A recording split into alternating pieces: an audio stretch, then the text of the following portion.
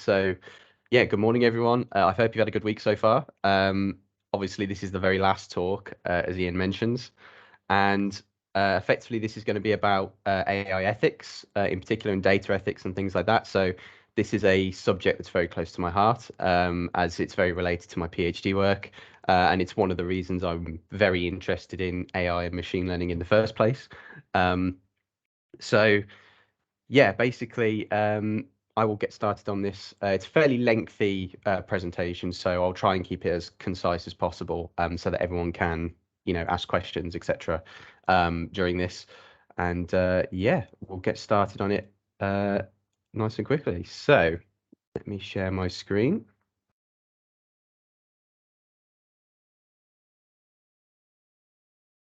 Brilliant.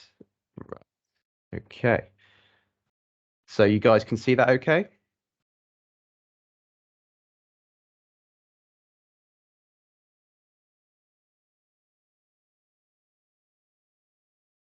Yep. Wonderful. Okay.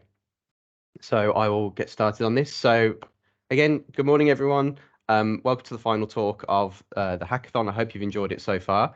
And again, after this talk, there'll be a break, and then I believe there'll be an announcement of the sort of the winners or the of the hackathon itself.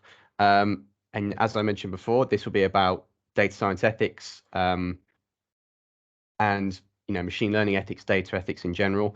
So this will be broken down into a few different sections. But again, as I mentioned, there's a lot of this is a subject close to my heart, as it forms quite a lot of the backbone of my work, and also it's part of the Impact of AI module that is obviously part of the MSc AI that we teach right at the end of the course. So to get started, really, data science models, machine learning, big data, all these different terms, they affect, a lot of aspects of society, which is why it's very important to really consider the ethics behind them and how they are built, etc. So one of the important things to note is that these models and data being collected, data being used is everywhere effectively already. So as mentioned in one of the previous talks, I mentioned about how, if you have a phone, you have a news feed, the recommendations of the articles that they provide in that news feed are all generated based on your data, what things you search, things like that. And sometimes they can be creepily accurate. And other things where this, dictates stuff, you may have experienced before. Is things like insurance as well. That's obviously a big thing, where, based on things like location, age, how long you've been driving for, etc., they calculate an insurance price for, say, your car. And again, similarly for home insurance. And the thing is, this is spreading to basically every area where decisions are made based on people evaluating information. So some of the examples here, admissions to schools, hiring people, and who to actually fire as well. So we'll talk about some examples of this in the talk. Work schedules, how do you actually manage time on projects, for example. So these kind of tools are very useful for like managers in businesses. Who to date, so this is a very interesting one. We'll talk about this in a little bit more detail. So this relates to OkCupid, a very large dating website, who do a lot of data analysis, and have released data in the past. So we'll talk about some of the stuff that they've done, getting things like loans, adverts, obviously, as they make a large proportion of income across internet-based content. So having effective ad placement and what the types of ads to show people is very important for businesses. And also, again, as mentioned, what sort of news and social media posts are shown to you, and the list goes on. It's a huge area, and it's only going to get bigger. So that's why, as potential future data scientists, that it's very important that we understand the ethics behind these and the ethics behind data collection and what the data represents. So if if you've seen the news tool, you'll have probably seen many different articles about how AI may have gone wrong or where things haven't been, let's say, thought through. And there's quite a lot of resources you can look at about this. And I personally find this all really interesting. There's a book there that is mentioned, and it's mentioned later on in the talk, Weapons of Math Destruction. That's actually a really good book, and it's really interesting. It's effectively how algorithms and things like that are sort of almost like weaponized um, to people's own ends. So it's a rather interesting book. So yeah, obviously there's a lot of recommended reading and viewing in this topic. And again, there's some other examples there about Amazon supposedly allegedly had these racist algorithms. While it could be proven mathematically, Facebook has had bias in the past. Google has done similar things as well, where things have been found. So and again, it comes down to, is this intentional, or is it, just naivety? People have, they've took data, trained a model, and then simply put it out there, and then people are discovering these biases hidden inside the model, as it were. And again, the list goes on. So, as mentioned before, a good data scientist, or actually there's sort of a new role that's forming, which is an AI ethicist. A lot of big companies hire these kinds of people, especially like Google, Facebook, to purely deal with the ethical implications of doing certain data analysis. One of the important things being working in this field in general is you need to understand, the ethical implications and ethical issues around data, algorithms, and obviously then, the final impact on people. So obviously we'll go through each of these separately. So what do we even mean by ethics in the first place? The ethics surrounding data in general. So what you find is that a lot of this is informed via sort of medical research, sort of is where a lot of the ethics have come from. And again, ethics surrounding the models themselves and algorithms. So the fact that certain algorithms are biased in certain ways, which is why, when you go through the process of training a model, you choose potentially a selection of algorithms because you want to, mitigate some of the different trade-offs that each algorithm has necessarily. So let me just double check any questions. Are we all good? Yeah, we're all good. So carrying on from there, why do people do the right thing? So this is a very, very loaded question. So generally speaking, we have this idea of ethics or morality. So we have almost these societal rules and laws in place, some of them written and codified as laws, and some of them are almost like unwritten, unspoken rules that people follow. So generally speaking, this is quite a large area of discussion and research, and you're getting very, philosophical here. But effectively, you've got different, areas which help determine why people behave the way they do and why they choose to believe that they are doing the right thing in certain circumstances, etc. So one of the key things, obviously we have laws in place, and the thing is there's obviously been some discussion, especially in recent years, around how the laws that exist around business practices and things like that for companies, they are having to catch up with things like AI, machine learning, and certain practices that change or are quite a big game changer in how businesses generate income effectively. So making sure that those things are applied ethically speaking, or within the current framework of the law, is a big area where people have, for example, with like privacy laws, people have campaigned for governments to effectively catch up with things that have been going on in the industry. So again, another interesting point about this is that there is actually so of course you have laws that can be broken around doing the right or wrong thing. And effectively, there is also this fear of non-legal consequences, which is a rather interesting point. So if, let's say a company does something that is legally okay, but is sort of morally or seen by, let's say, the end user or customers as, reprehensible or unacceptable, then they have that fear. There's that fear as well of it's not a legal issue that's the problem. It's actually a reputational or potential loss of custom, which can actually drive a change in behavior. So it isn't just purely from a legal standpoint. It's also from a almost socially acceptable standpoint as well. And we'll talk about some of these examples in the talk. So part of the problem when talking about ethics and doing things like machine learning and data collection, etc., is how do we know what is the right thing? Now, again, this is a very loaded question, and really part of it boils down to, well, a lot of these things are fairly, they are agreed upon between people in almost a subjective manner. So we have laws that are created by, you know, governments, based on governments that people vote for example, and then, you know, effectively it's almost like a you know, we have a democracy to help determine what, you know, what is right or wrong in that case for certain laws. And again, you know, we have social interactions that also govern that on what is socially acceptable and what isn't.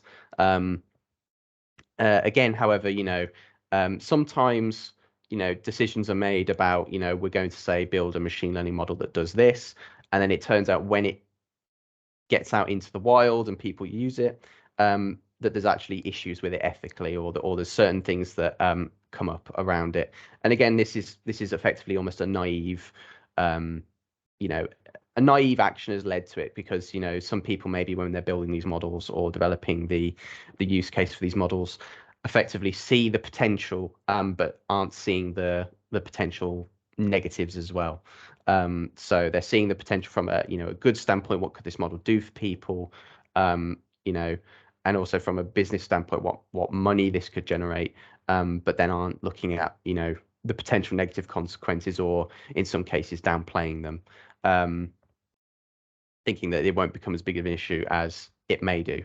And again, the thing is, these kinds of experiences of where things go wrong inevitably end up shaping laws and future policy. So, you know, we see at the moment, you know, various things of AI going wrong, like, you know, Amazon and Google and Facebook, etc. But in, you know, in the future, this will inevitably end up shaping laws that will, you know, help, you know, potentially restrict certain things you can and can't do with machine learning, etc. And as mentioned earlier, a lot of the rules around data ethics are obviously influenced by, you know, medicine, you know, using human subjects. So a lot of the terms you'll see here come from that as well. So if you've come from that kind of background, then this may look familiar to you. So just before I carry on, I'll double check for any questions, see if you guys are okay. Are there organizations that specifically monitor AI ethics? That's a very interesting question. There are a lot of institutions that have, you know, suggested ethical frameworks and things like that. So, you know, IBM, well, a lot of the big companies actually do that. They have their own ethical frameworks. But strictly speaking, I know the European Union is obviously looking at doing, you know, regulations around this. As far as I'm aware, I cannot think of any bodies off the top of my head that specifically go about monitoring AI implementation in the real world. And again, that's most likely due to the fact that it's such a young field in retrospect to, you know, regulations and laws catching up. So, and a lot of the research, you know, is driven by large companies like Google and Facebook. So, you know, it's obviously they may be more risk averse to having tighter regulation, as it may prevent them from doing the research and also creating the products that they want to. So at the moment, as far as I'm aware, I cannot think of any bodies off the top of my head that do that. But yeah, it's certainly something that I imagine in the near future will come about, especially when you've got things like the EU are looking to put, you know, they've already got a framework in place, or looking to get a framework in place that can hold companies accountable for what their machine learning models and AI systems do. So I hope that answers your question. Right, so carrying on from there, obviously talking about ethics surrounding data.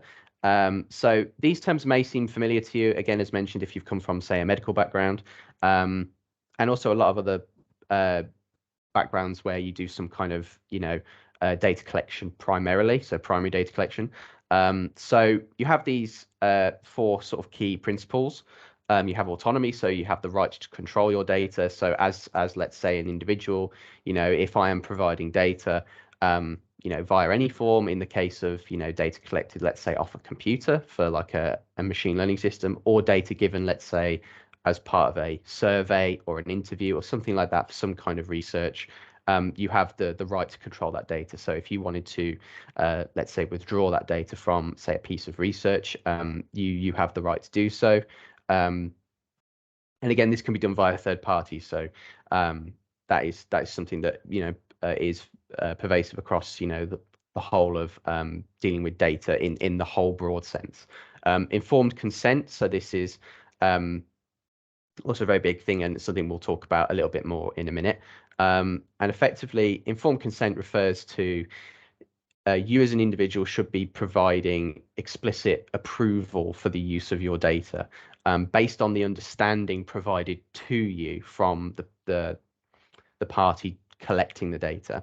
So, for example, if you are conducting a research piece about, like what I do, for example, such as children's social care, you will be looking at getting informed consent and explaining to the person you're collecting data from that this data is going to be used for conducting a data analysis to understand the needs of children's social care, for example, in my case. So that has to be clear, and this is where things get a bit grey, into a grey area, and we'll talk about what certain companies have done before so in a minute. So this is quite an interesting topic. I'll try and pronounce these correctly. Beneficence. Effectively, the data that you're collecting should be used, or the reason you're collecting that data is for some kind of benefit. There's a beneficial reason for doing that. It's beneficial for the person you're collecting the data from. So effectively, there is, for example, the reason I might collect data from people about children's social care, who work in children's social care, is because I want to help improve certain aspects of that service for them. So that's why I would be wanting to collect data from them. And finally, you have malfeasance, i.e. to do not harm. So the data is not intended to directly inflict harm on the people you're collecting the data from, or from other individuals.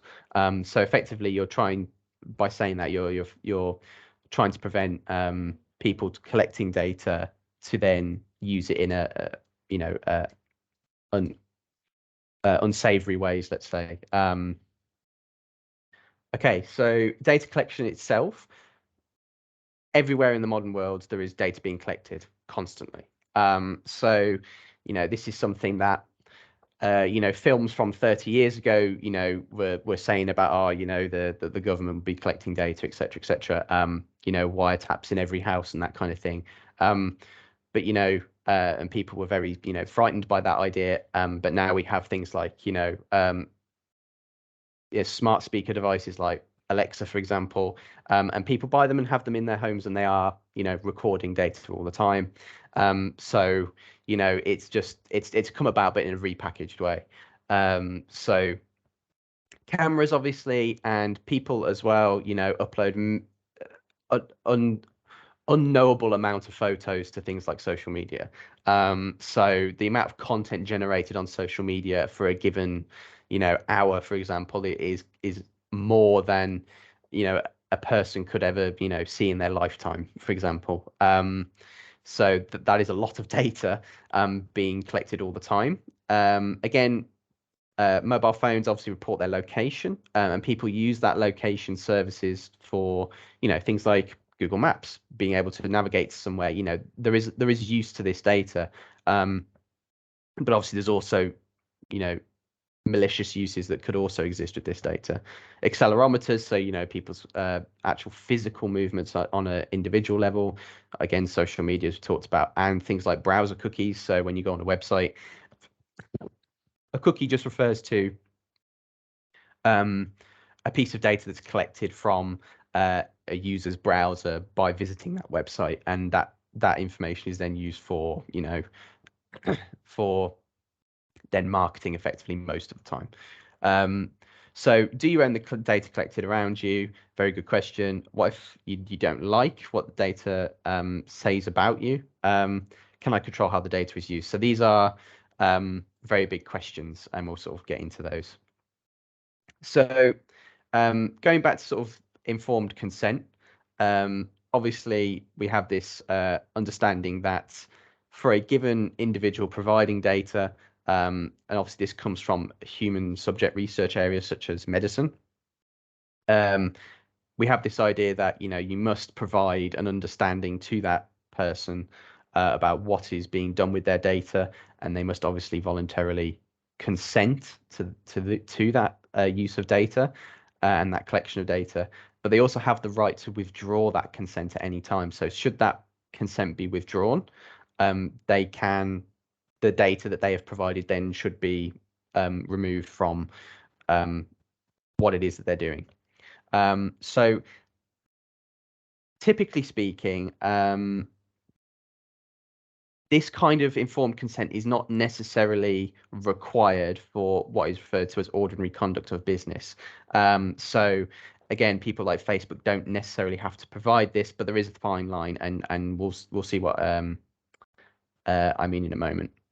So a prime example of this, of it's not necessarily misuse, but sort of this grey line of what is ethical and what isn't, is sort of Facebook's mood manipulation experiment that they did in 2012. Effectively, they worked with Cornell University, and what they did was they changed the news feeds of a selected group of users, where what they did was for some of them they would show more positive articles, and for some of them they were shown more negative articles.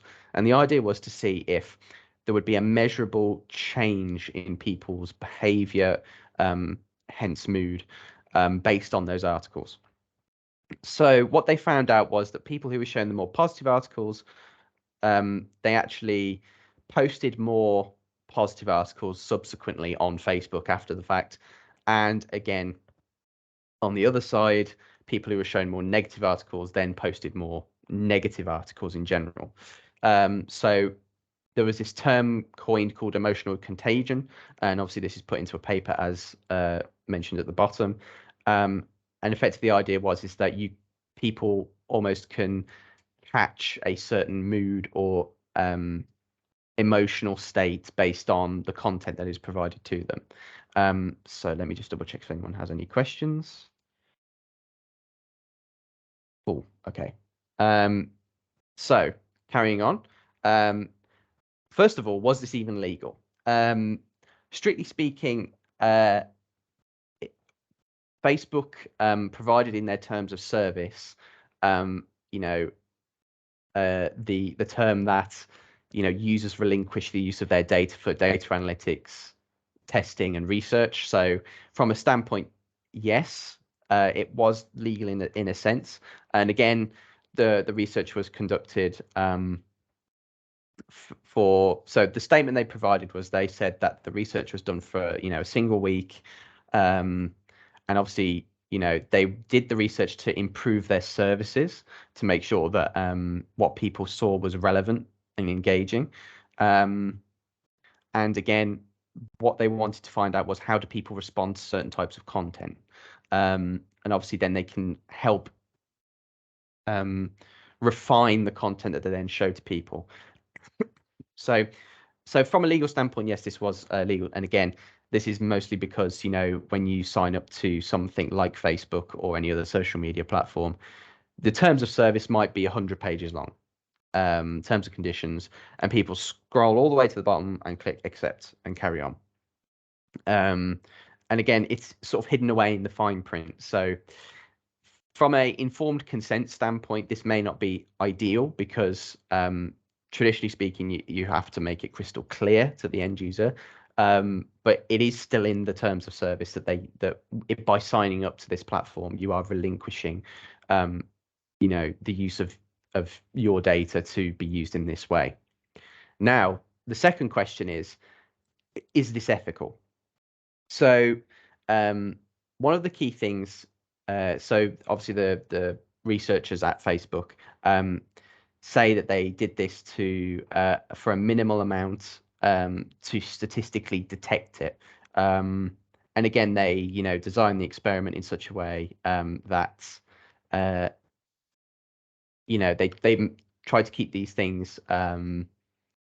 They understood the potential implications that this might have. So again, they tried to do it in the most minimal amounts possible. One other thing though about this was that users weren't told necessarily, they weren't told that they were being part of this research. So whether or not you were selected for that group or not wasn't actually expressed to those users. So again, that is also another ethical dilemma of, well, is that acceptable to, again, it may be in the terms of service you're relinquishing that right to your use of data, your data for them, but is it actually ethical that they're able to select you without you knowing, to then affect your your Facebook feed, for example? So again, that's a whole dilemma unto itself. And again, as mentioned, the informed consent itself is often hidden away in the terms of service, but it is there. And again, the data is often collected first in the case of industry like Facebook. So they're constantly collecting data, but when they decide to do an experiment with it, is up to them. So it will come much later. And again, how the data, when it's collected, because these systems are automated, so it's not like an individual who's going around and collecting this data from them. When every time someone signs up for Facebook, somebody has to vet it specifically. This is an automated system. There's databases, etc. So once that data is collected and goes into a system like Facebook, how do you actually go about controlling that? That's a very difficult task to do. And as mentioned, a lot of people, when they see the terms of service, it's 100 pages long. They just want to be able to use the platform, to speak to friends, etc. So they scroll to the bottom, click OK, and then that's that. So carrying on from here, another example that's rather interesting is OkCupid. So OkCupid have done a lot of sort of data analysis experiments in the past. And again, some of these are obviously legally okay, but ethically very much a grey line. So some of these, so for example, they did a Love is Blind Day, and the idea is that they removed photographs from user profiles. So the idea being that they didn't want people to make instant judgments on potential dates just based off photographs or an image of them. So they wanted people to actually, go through, read their profiles, and speak to them to understand them, rather than going purely off looks, effectively. And what they found out from doing this was that people had longer conversations with each other. And then when they brought the photos back, those conversation times went down. So basically, people were more sort of, they see a picture of an individual, they make that assumption, and then they choose, not to speak to them or not to speak to them for as long, potentially. Again, other experiments that they've conducted. So what they've done is that they took people who had a low compatibility score. So the way that OkCupid works is that for a given individual, they have this profile, and then they can come up with a score for other people, how compatible they are with each other. And then obviously those with high compatibility are often recommended as potential dates, or to speak to them, or put in suggested, for example. So one experiment they did was that they took people with low compatibility scores between each other and then told them it was the opposite. So they told them, actually, you two are very compatible. And similarly, on the other end of the spectrum, they did, for people who had a very high compatibility score, they told them that it was low.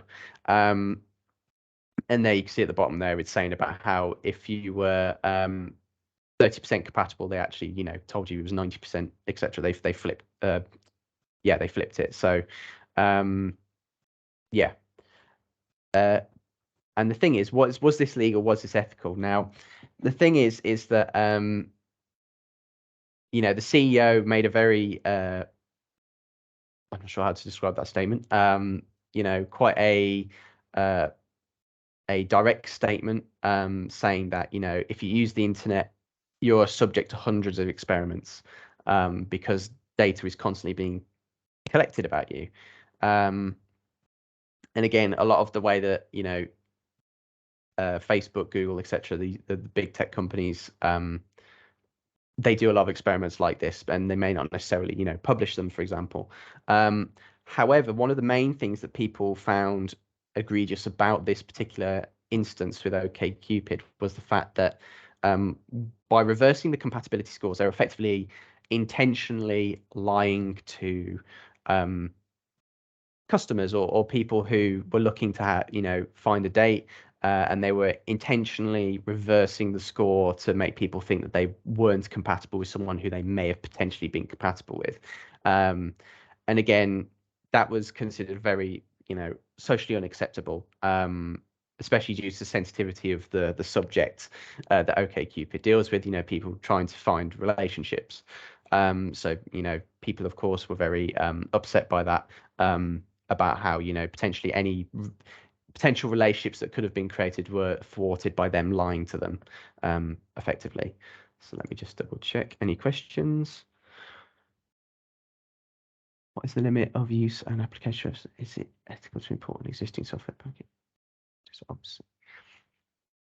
Okay, so around sort of open source projects, when they create an open source project, for example, there is a specific license agreement. There's different license agreements for open source software, but you have them that basically state, that this piece of software can be used for, can be copied and distributed, etc., in any way that somebody will see fit. So from an ethical standpoint, yeah, it's fine to use open source software inside another piece of work, and you'll find that a lot of large piece of software use open source systems and software as the backbone of that product.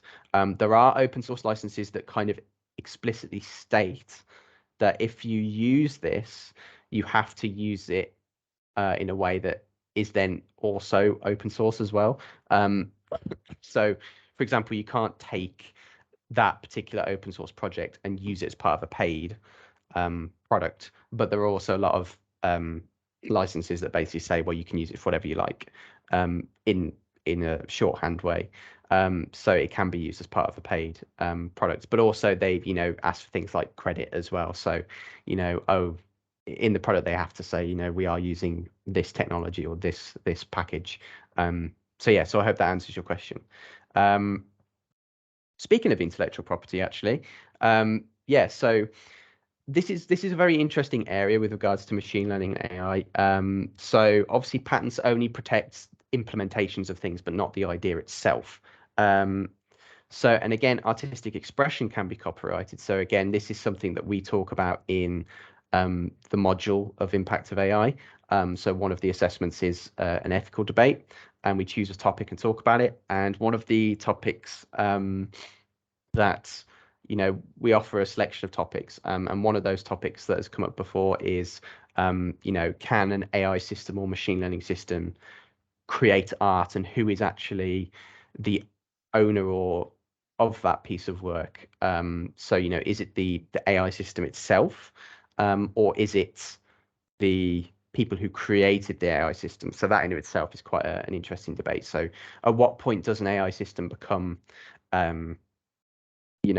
able to claim, individual responsibility for producing something?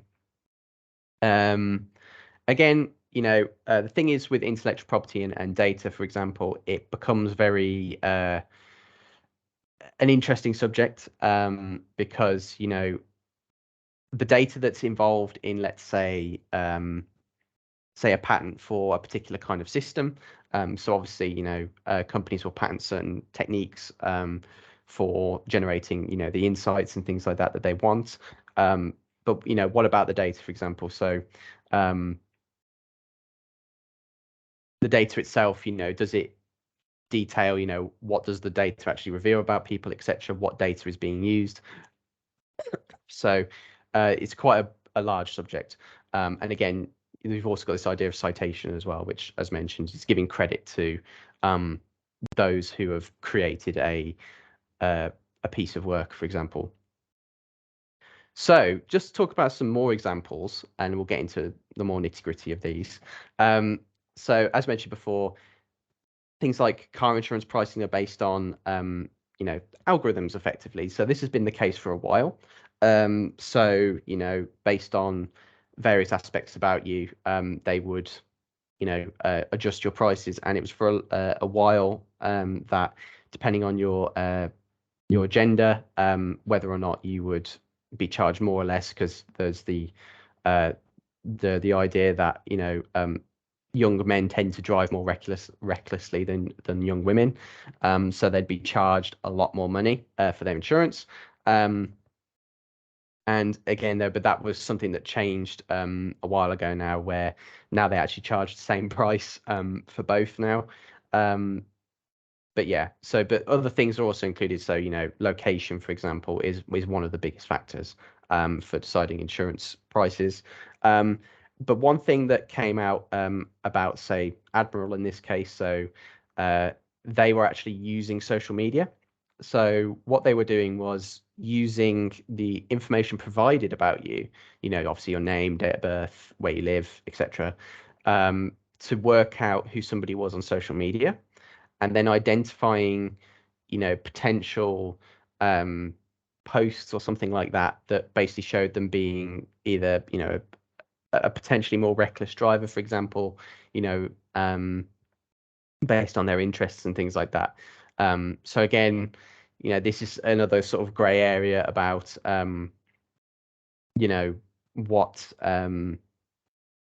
what can be done with these kinds of algorithms and using data.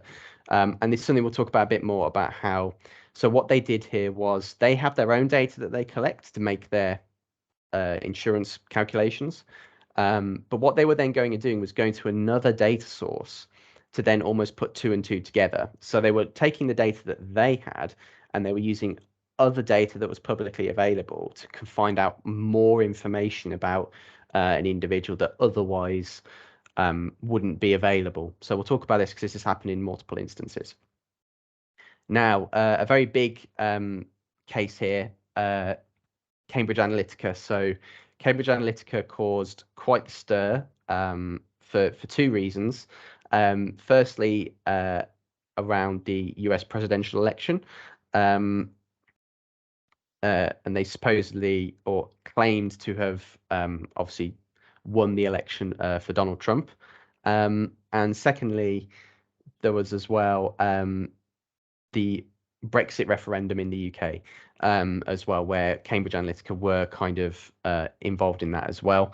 So what they did, so there is actually a drama starring Benedict Cumberbatch about this kind of whole thing, and using data for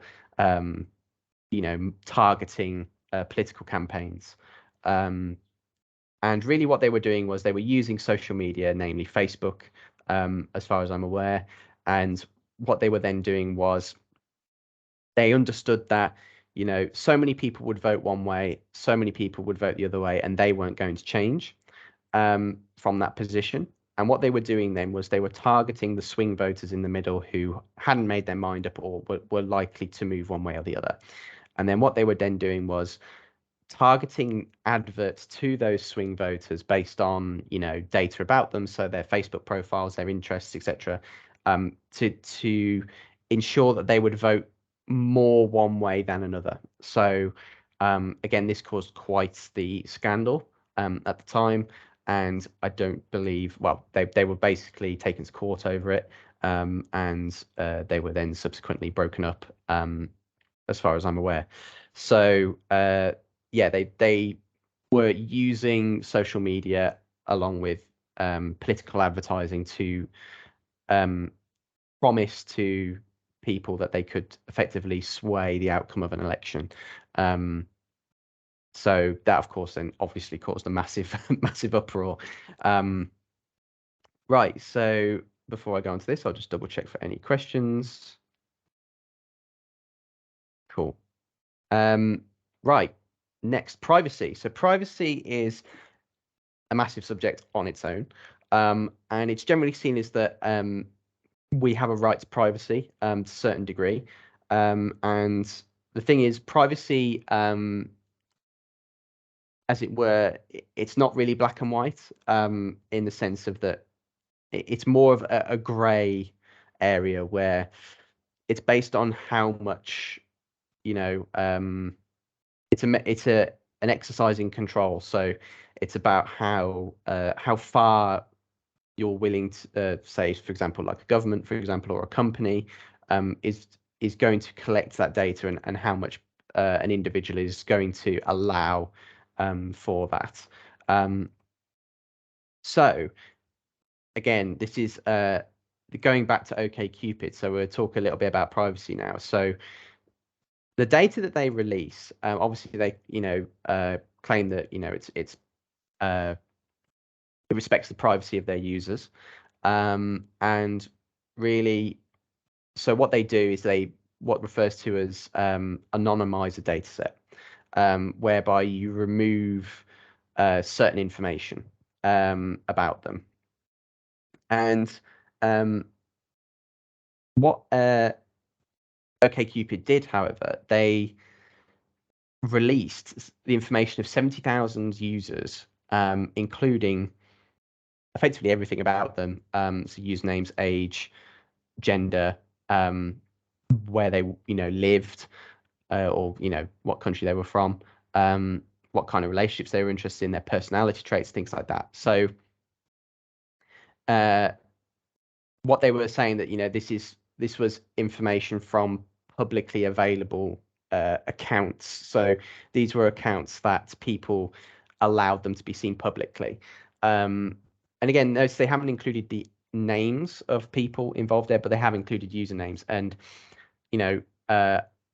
I'm sure, like everyone else here, you've probably created a username for something before, which at least is inspired by your own name in some fashion or something about you. So, people can then work out, if you put two and two together, you can then work out who that person is. And again, if you've got all this other information about them, is it really, anonymized, if that makes sense? So is it actually anonymized information where if you were to look at all this and put two and two together, you can work out who this person is quite easily? Again, so was it actually public data? So the method they said they used was screen scraping.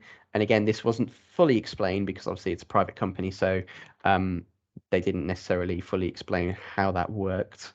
And what they were likely doing was obviously scraping the profiles of users, using profiles that researchers had created on the platform. So they would have an OkCupid profile that they created that would then go to other profiles to then see, collect that information.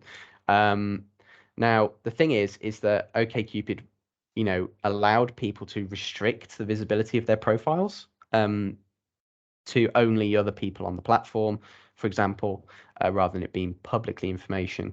Now, again, depending on how they actually implemented this, we don't know whether or not, if it was a profile they created on the platform, then even users who had restricted their profile, their data was collected as well as part of this submission. So, they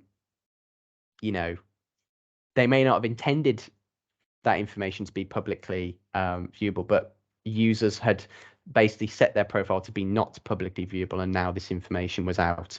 So, is this a breach of their privacy? Again, privacy is a very large subject area. It's very complex, and there is a lot of laws that have come into existence around it. So you have HIPAA, FERPA, and GDPR. So obviously GDPR being the big one in Europe, especially. I believe the others are more around America. So yeah, GDPR, a very big thing in Europe, and it effectively meant that certain websites from, example, America couldn't uh, exist in Europe anymore. So, certain American websites, you simply cannot access because they do not comply with GDPR. So, talking about before how if you put two and two together with certain data, you can actually gain more information about somebody. And you have things like information leakage. The example here being smart water meters. That even something as innocuous as something like a water meter that just measures how much water you're using can actually include a bunch of other information that then can be used to work out who somebody is, for example. Because again, water meters are tied to, let's say, somebody's account, and again, that information might be being sent over a connection somewhere, and you can then work out who that person is. So you have two different kinds of approaches here mentioned at the bottom. Privacy by trust, so assuming that you're trusting the party to respect your privacy, and vice versa, against privacy by design. So from the get-go, it's designed to protect your privacy when they build these systems. So another example, license plate readers. So again, this applies not just in America, as is the police car, but also obviously here in the UK as well. You have, number plate recognition. It's a very common thing, and really, it's interesting because obviously a number plate is unique to a given vehicle, and obviously a vehicle is owned by an individual. So when you use license plate readers to track people, say, moving up, let's say, a motorway or driving somewhere, because there is a lot of CCTV cameras that have number plate recognition built into motorways and roads around the world.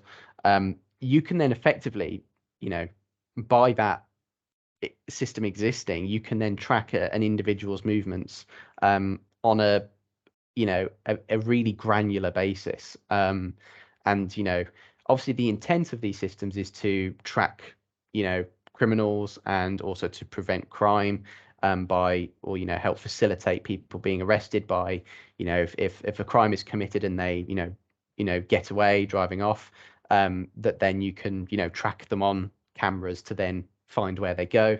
But of course, but in general, that then means that every person's vehicle can be tracked via this system. So is this ethical in a way when you're only intending to catch say criminals in this case, but is it ethical to then track everybody else at the same time?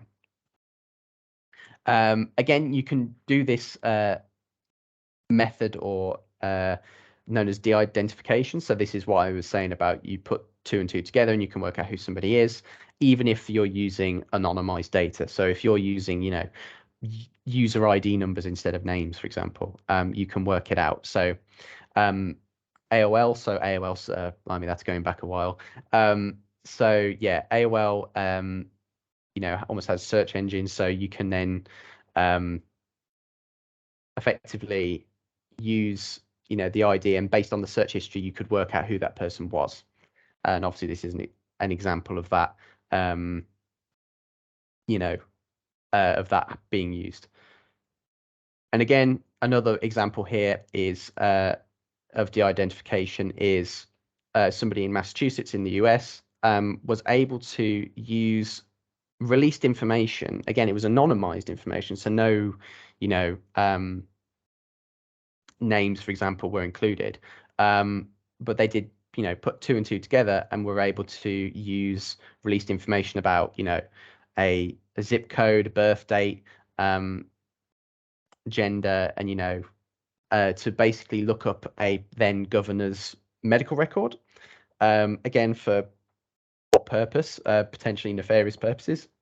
People could do that. So again, as a result of these incidents happening, this then became important to then revising various privacy laws, so then that people couldn't do that, and also then working out, okay, well, where do we draw the line of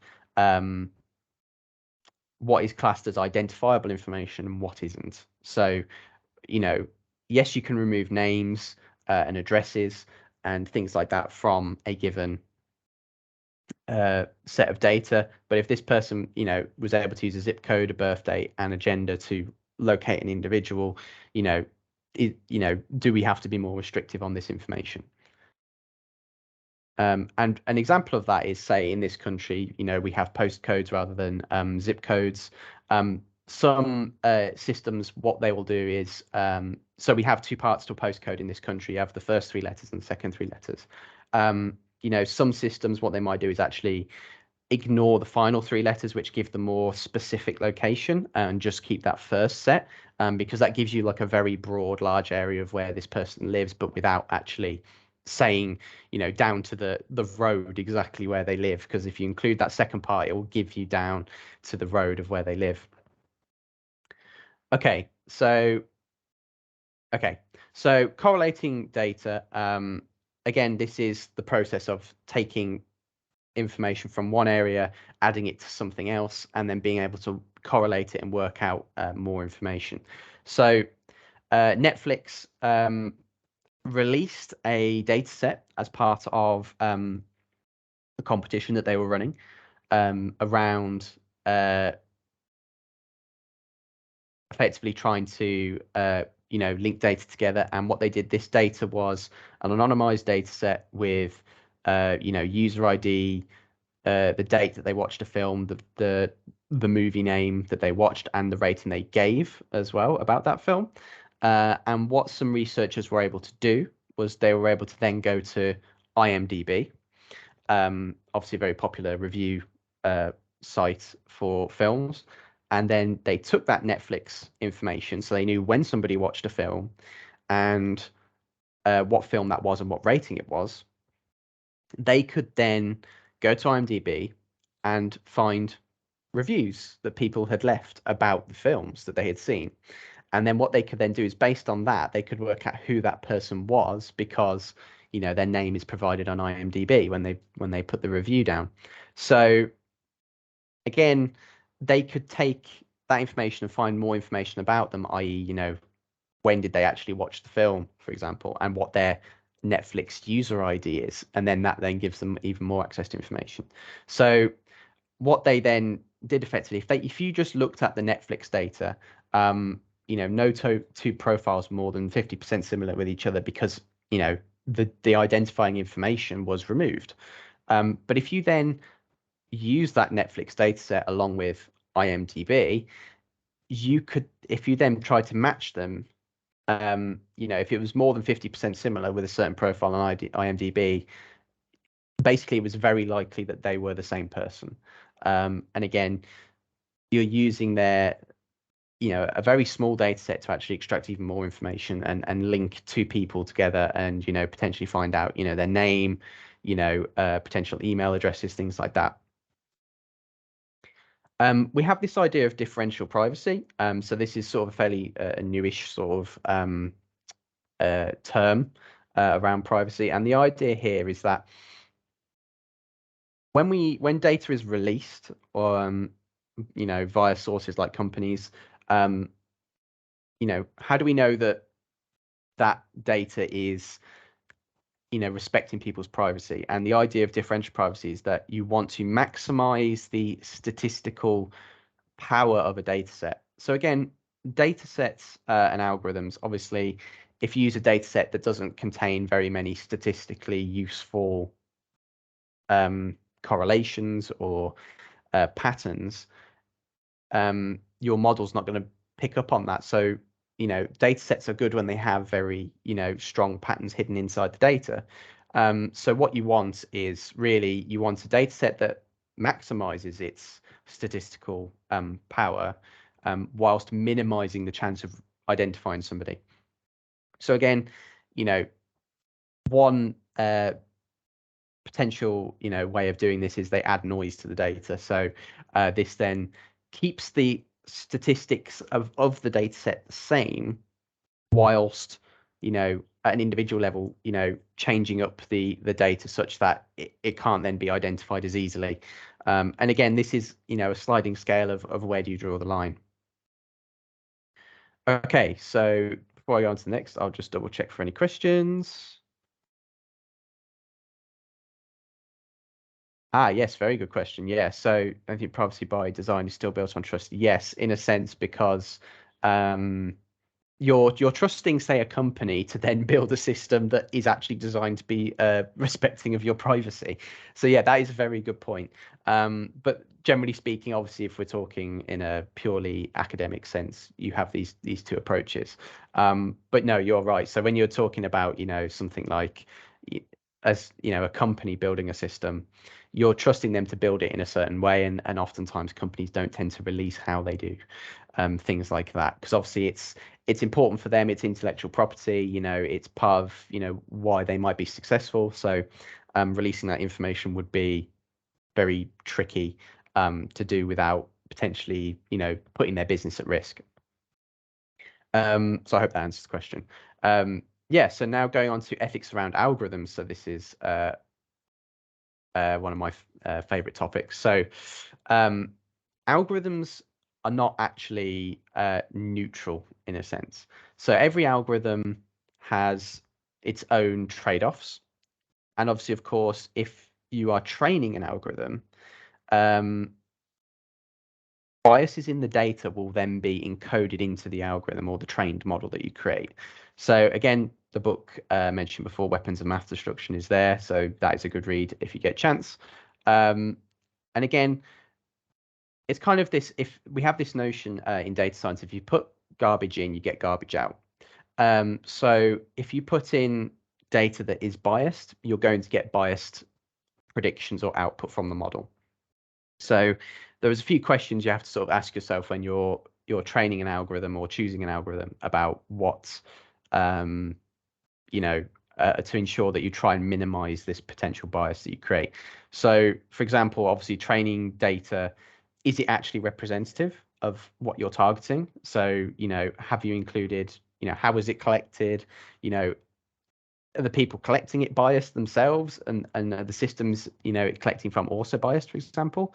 Again, is the past population representative of the future population you're looking to observe?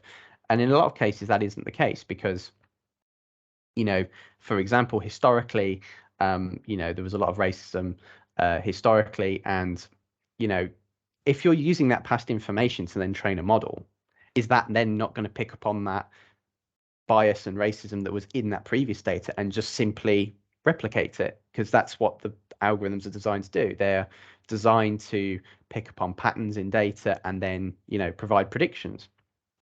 And again, another possible thing is, are you overfitting to underrepresented data? So if you have a data set where, let's say, you have various classes, and one class is very sample wise is much lower, so underrepresented in the data, an algorithm is going to struggle to predict that as well, and is likely to overfit because it has less samples to work with. So it's going to just try and as closely match those few samples as possible, or ignore it altogether in some cases. So this is where you have things like class balancing is a thing. So you have multiple classes that you want to predict.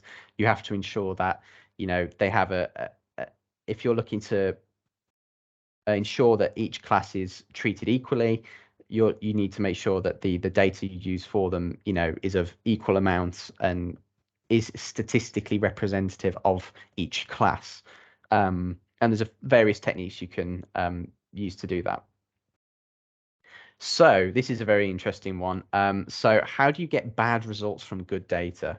So effectively, how can you get a result that isn't necessarily true to the data that you've used? So there's three different techniques we'll look at here. So it's correlated attributes, misleading results, and p-hacking.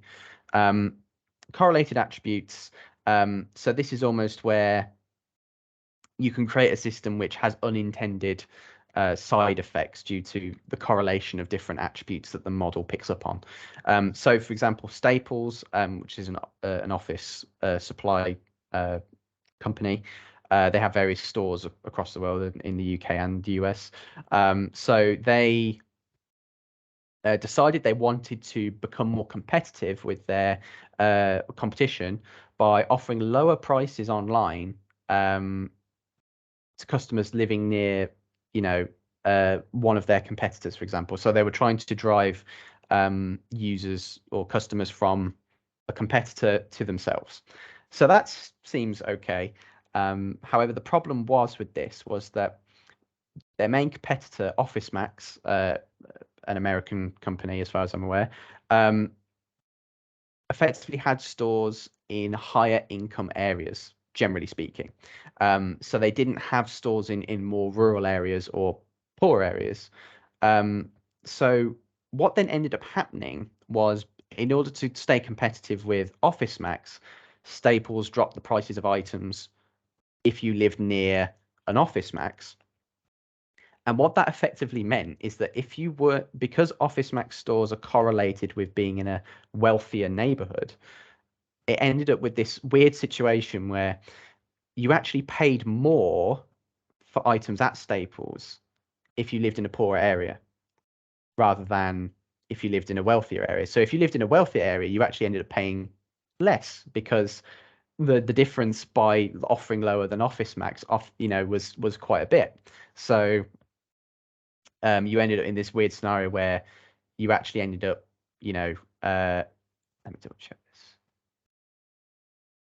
this. Yeah, yeah, it is a hard topic, but it's a very interesting topic. During the course, we have a lot of discussions, just on a one-to-one basis and also as a group. And as I mentioned, you have the ethical debate as well, which, this is a really,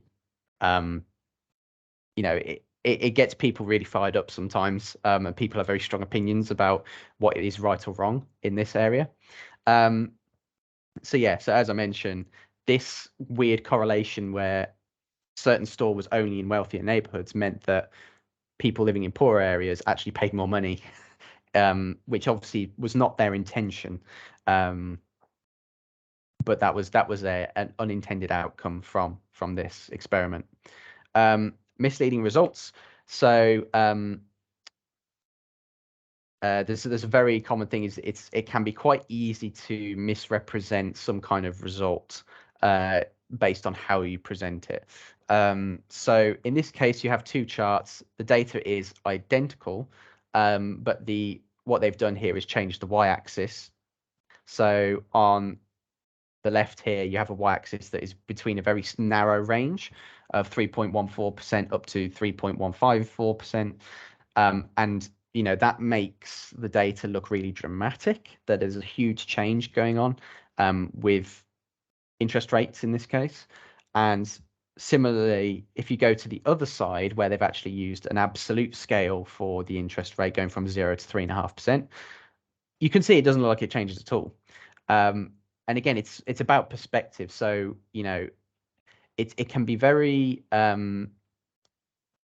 you can effectively almost mislead with statistics. So we'll talk about this a little bit more in a sec, but you can, depending on how you present your data, get across certain narratives, which again is something that, people have to be aware of. So, you see these kinds of charts where you've got a very dramatic, increase in certain things, and it makes people think, wow, that's, let's say it's company profit or something like that, then, people are like, wow, you've done so well, etc. When in reality, if you compare it to the absolute profit that they've been making, it's actually not as impressive. Again, another prime example, we have a chart here about different database management systems, and effectively the popularity change of each type. So each line is a different type of database management system. Now, the reason this is misleading is because the data is representing changes in popularity rather than the absolute popularity of a given database management system. So looking at this, what your conclusion would be is that the graph, so this green line at the top, which is the graph database management system, is must be hugely more popular than anything else, because look at that. increase in the popularity. You know, it's up, you know, 550%, you know, over a few years. So that must be a huge change. You know, they must be really popular. Well, in reality, if you look at the raw numbers of, you know, which is the most popular, just as a percentage rather than the change in popularity, you'll see that actually relational databases, which is the red line right at the bottom, are actually the most popular. So, you know, because, you know, relational databases is things like SQL, and, you know, SQL is just everywhere. So, you know, if you were to actually look at another chart that said how much market share does each of these have, relational database would be like, you know, 95% or 90%. You know, it'd be right up there.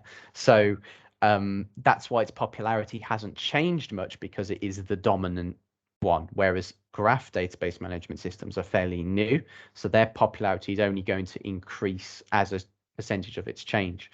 So again, I hope that all makes sense to you guys. So p-hacking is an interesting topic because effectively what it is you're selecting which observations or features you're including in your model to effectively create a statistically significant model or prediction.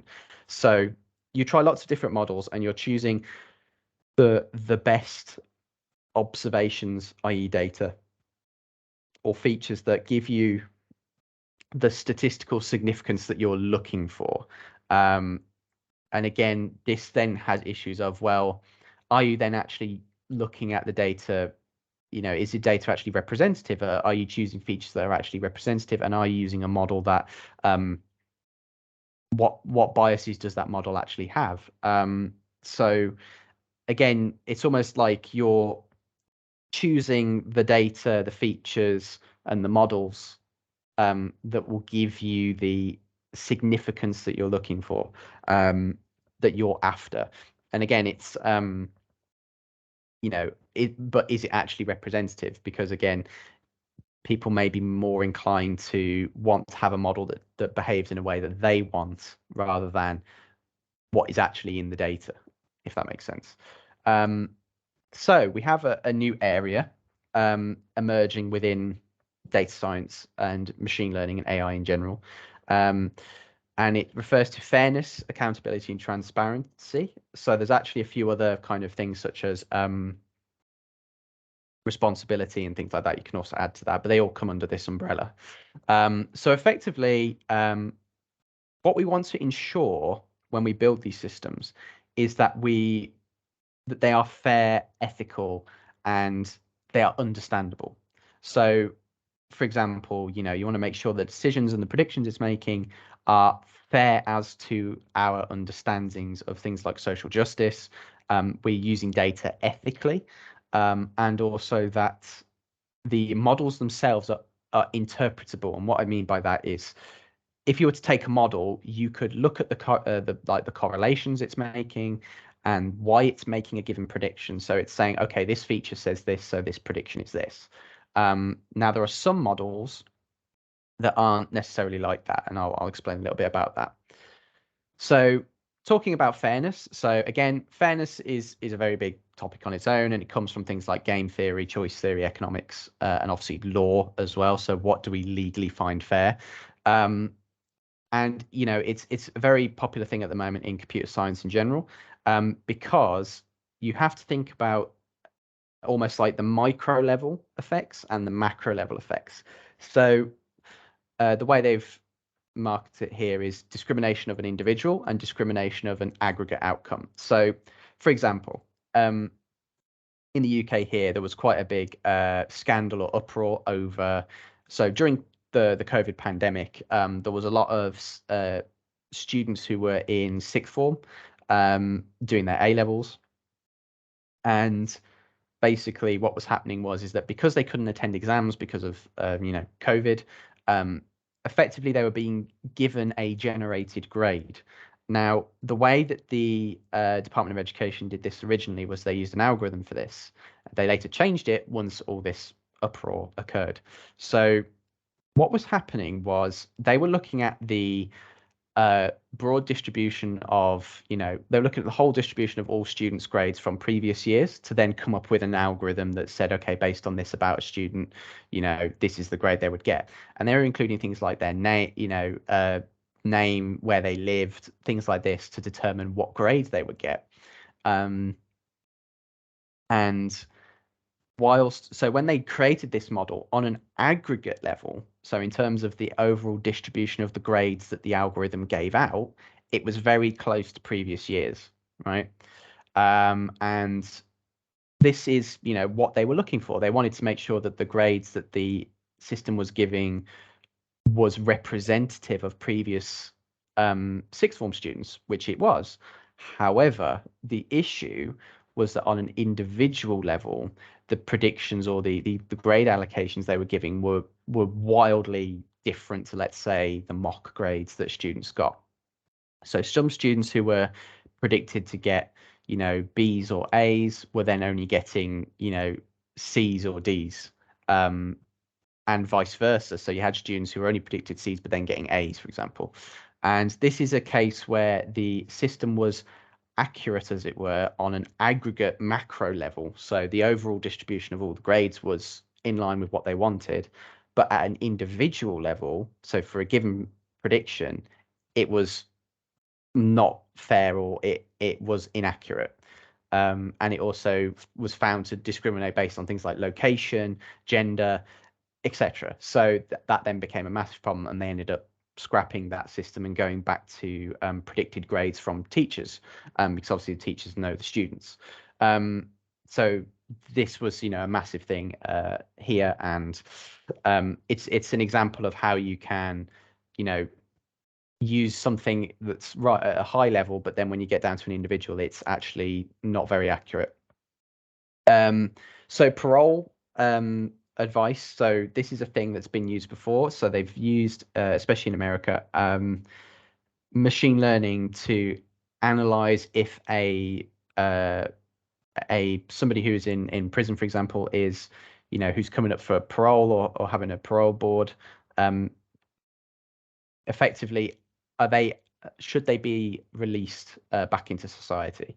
And what they found with this, again, because the data that they had trained this system on was biased, that the suggestions the system was making were also biased. So, and the main thing that it was being biased on was race. So, it was saying that, for example, that black inmates shouldn't be released for less severe charges than somebody who was white, but then it was saying they should be released even though they had committed a more serious offence overall. And that then caused another uproar over that. And again, that was likely down to the fact that the model was trained on data that was biased to begin with. So these algorithms pick up on patterns in data. So if the patterns in the data were biased because of human decision making, then your model is going to then provide biased predictions as well. Right. So another topic that's part of this sort of umbrella is reproducibility. So being able to take, say, a claim somebody has made about, let's say, either some research or a product that somebody makes, can you actually reproduce that result? So, let's say they've trained a model and say we can, detect this, let's say, cancer with this high level of accuracy.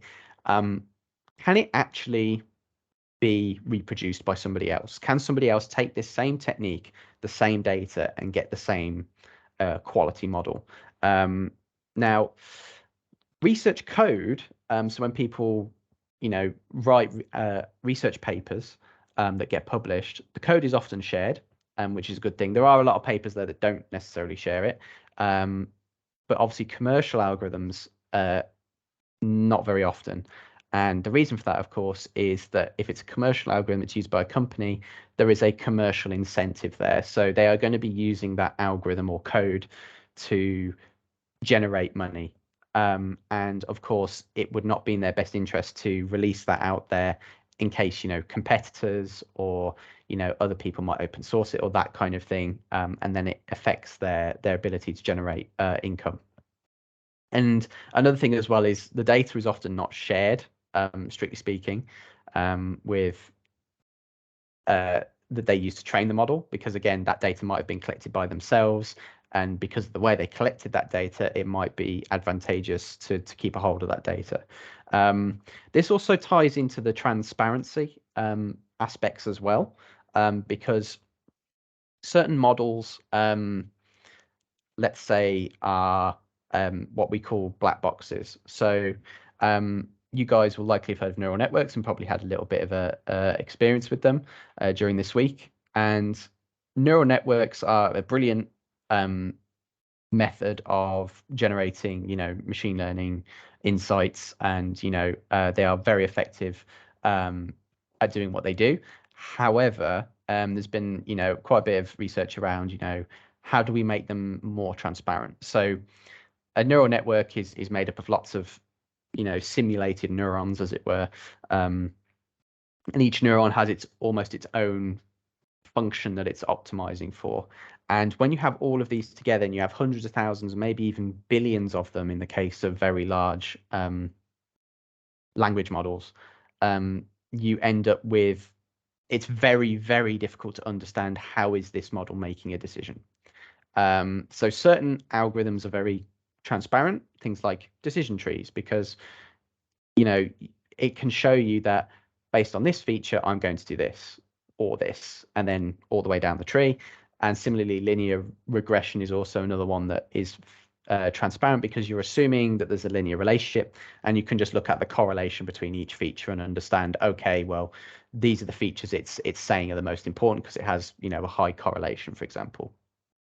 And there's a lot of research around getting neural networks to be less of a black box where we can actually see into them better. And that in of itself, interpretable machine learning is a massive subject, and there is a lot of good web resources on that as well. So that's an interesting topic on its own. So how do we facilitate the reproducibility that we've mentioned? So we have these FAIR principles where you have findable, accessible, interoperable, and reusable. So the idea here is that the code that you write should adhere to these sort of principles. And there's a variety of techniques that help you do that. So you have versioning. So Git, if those of you from a software development background will likely be familiar with this. What Git is, it's a management application that lets you control versions of software. So, if somebody makes a bunch of changes to some code that you're working on, they can then push a new version out, and then you can then, download that new version, and it's all tracked. So you can see which changes have come in when, etc. Provenance tracking. So that's then looking at things like how data changes over time in a similar kind of way. Workflow systems, metadata capture, again, open standards. These are all things that have been created to help allow for reproducibility in machine learning models. There is a very good website called, I think it's Papers with Code, and it's effectively research articles that include all their code for you to use. So that's all, ways that people are trying to improve this situation. So just to summarize everything, because there was a lot there, and I think I've timed that well. There was a lot there that we've went through. So obviously we have various codes of conduct that are understood already based on, research fields being around for a very long time. Obviously you want approval for the actual research that you're doing. Informed consent, very important. But again, it is buried in some cases in things like terms of service. Obviously protecting the privacy of people you collect data from. And again, if you're releasing that data back out, how do you ensure that you're not releasing too much information for it to be identifiable? Again, confidentiality, that kind of thing. You want to maximize the statistical value of your data, but you want to minimize the potential harm that is created by it if it is released. Obviously fairness, fairness is a very interesting subject, and it is quite subtle and has a lot of grey areas. So, what do we define as fair treatment? And how do we ensure that we eliminate biases from models? And there's a variety of techniques for that. And obviously various other aspects, differential privacy that we talked about, maximizing that statistical importance, data provenance, and trade-offs between optimizing outcomes versus, discrimination against individuals or a group. So, the broad overall predictions the system is making may be very good, but when it comes to a specific group in the data or an individual case, then it may not be very fair or accurate. So I think that's it. Yeah. So that marks the end of this talk. I think I've used up the time fairly well. Yeah. So what I'll do now is obviously answer any questions that anybody has. What I'll then do is I'll stop the recording here. Stop recording.